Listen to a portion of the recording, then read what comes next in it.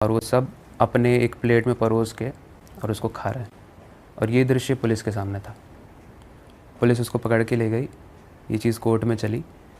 और पाकिस्तान में ना कैनाबोलिज्म के ऊपर कोई लॉ नहीं है, तो इसलिए इसका ट्रायल चला 1 साल के लिए एंड इसको छोड़ दिया गया। फिर जब वो वापस आया तो उसके भाई ने भी उसको बहुत सुनाया कि भाई तू मेरे ना रहने में क्या किया, हम लोग की बदनामी हो गई, हम लोग गरीब तो वैसे ही थे, बदनाम भी हो गए अब।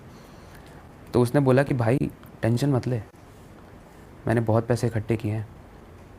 क्योंकि वो क्या करता था ना, ये जो ऑर्गन्स उसने निकाले हैं उन सारे ऑर्गन्स को वो डार्क वेब पे सेल भी करता था, बहुत सारे ऑर्गन्स को, और खाता था। बोलते हैं ना जब इंसान का दिमाग भ्रष्ट होने लगता है तो उसी तरफ में जाने लगता है वो। तो ये डार्क वेब का उसे पता कैसे चला, उसी बुक के थ्रू या? उसी बुक के थ्रू उसमें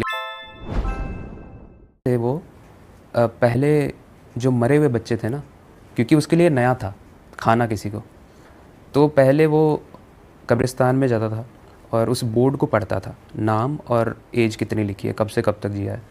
तो जितने भी 10 साल के बच्चे, 10 साल से कम के बच्चे थे, उनकी कब्र को वो खोदता था रातों रात, उसमें से उस बच्चे को निकालता था, कब्र को बंद करता था और अपने घर में ले जाकर उसको पीसेस में बांटता था और खाना शुरू किया।